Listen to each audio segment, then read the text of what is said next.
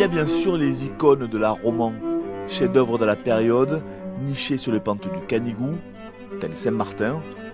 Mais le pays catalan compte des joyaux partout, au cœur du moindre village, ici Espira de Conflans, ou encore un peu à l'écart du monde comme à Montoriol, où l'émerveillement débute avant même d'ouvrir la porte.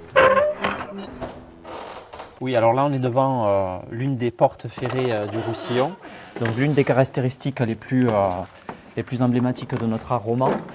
Et qui plus est, dans les Aspres, on a un très beau gisement de portes ferrées de l'époque romane.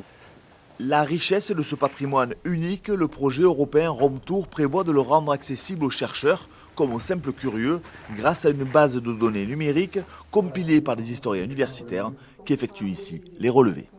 Il va y avoir une mise à disposition via des QR codes donc qui seront apposés sur les façades des monuments. Donc un simple flash de QR code permettra d'accéder à une visite intérieure, extérieure et à toutes les données historiques de l'édifice. Et ça, même si l'église est fermée, ce qui malheureusement arrive fréquemment. Un projet transfrontalier et touristique porté par la Chambre de commerce qui concerne 55 pépites de l'art roman dans les Pyrénées-Orientales et en Catalogne Sud.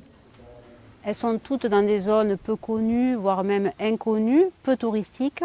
Et il va y avoir une proposition d'itinéraire de l'art roman pour aller chercher un tourisme de niche et puis pouvoir proposer derrière un tourisme durable, un tourisme plus vertueux, un tourisme de qualité. Une ambition de découverte comme celle de ces chapelles millénaires oubliées, ici Hugols en Conflans. L'ensemble de la Catalogne compte plus de 2000 monuments d'art roman, la plus forte densité en Europe.